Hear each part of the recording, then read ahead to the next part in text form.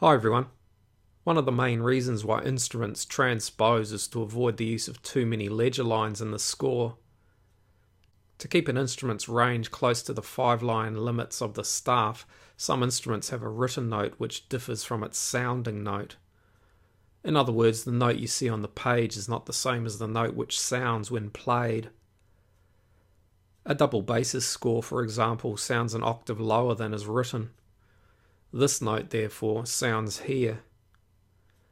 For transposing instruments such as the double bass and the piccolo, whose notes sound an octave higher than is written, the interval of transposition must be remembered. For others, the interval of transposition is included in the instrument's full name. For example, a B-flat clarinet transposes a major second lower than written. It is generally the instruments which transpose at intervals other than an octave which causes confusion. After all, an instrument which sounds either an octave higher or lower than is written still sounds the same note, but at an octave's distance.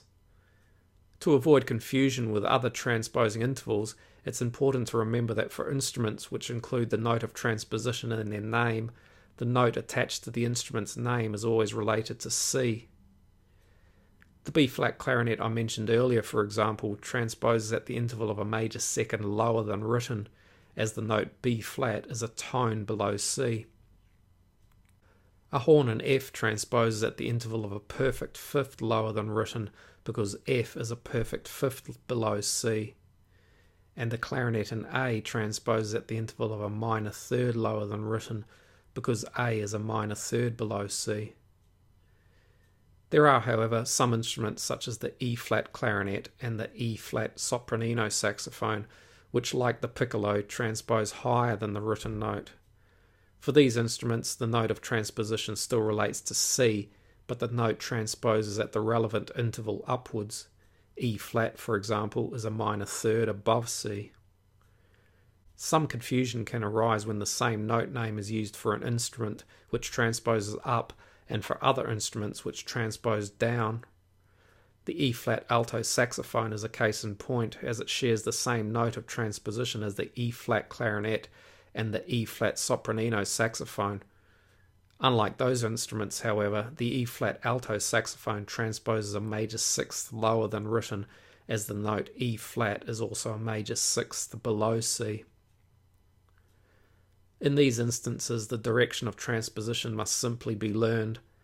This is also true for instruments which transpose at intervals greater than an octave. The B-flat bass clarinet, for example, shares the same note of transposition as the regular B-flat clarinet, but transposes at an interval of a major ninth or compound major second lower than the written note. Writing for transposing instruments requires a good understanding of the difference between the written and sounding pitch of the instrument and the written and sounding key of the overall work. For example, the following score containing a B-flat clarinet is in C major at sounding pitch. For the clarinet's written notes and any additional accidentals included in its part to sound in the key of C, they would need to be written a major second higher. The written key signature of the clarinet's part would also need to be written a major second higher in D major. In this example, therefore, the written key of the clarinet's part is D major, and the sounding key is C major. As in this example, where transposing instruments are included as part of an ensemble with non-transposing instruments, the sounding key of the transposing instrument needs to be the same as the key of the non-transposing instruments. This process also applies in reverse when a written score is transposed to a sounding score. For example, if a horn in F's written score is in the key of F major, its sounding score would be written a perfect fifth lower in B-flat major. Its written score, therefore, is in F major and sounding score is in B-flat major. I hope you found this useful. Thanks for watching. See you next time.